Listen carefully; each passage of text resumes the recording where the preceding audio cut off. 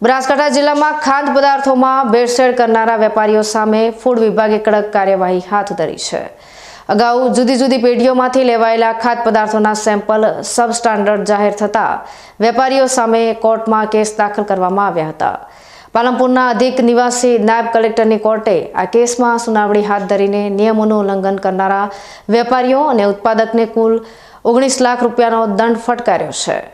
Food વિભાગ દ્વારા અગાઉ પાલનપુરની ગુરુકૃપા ડેરીમાંથી મીઠા મિલ્ક, પાલનપુરના ન્યૂ બસ સ્પોટ પર આવેલ સૌરાષ્ટ્ર ગાંઠિયામાંથી લૂઝ ચટણી, ચડોતર પાસેથી મહેસાણાની એવીએસ એન્ટરપ્રાઇઝની ગાડીમાંથી ઠંડા પીણા, થરાદમાં ભગવતી રેસ્ટોરન્ટમાંથી લૂઝ મીઠો તેમજ શેકેલો માવો, છાપી હાઈવે પર અબ્દુલ્લા સાકિરભાઈ સાહેલની દુકાનમાંથી ખજૂર, કિમિયા અને પાલનપુરમાં સદીમાં ડેરીમાંથી ઠંડા દૂધના સેમ્પલ લેવામાં આવ્યા હતા।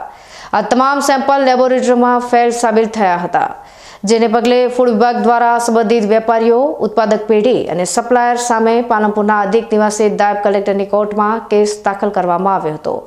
કોર્ટે ખાદ્ય પદાર્થોમાં ભેળસેળની ગંભીરતાને ધ્યાને લઈને આ વેપારીઓને કુલ 19 લાખ રૂપિયાનો દંડ ફટકાર્યો છે।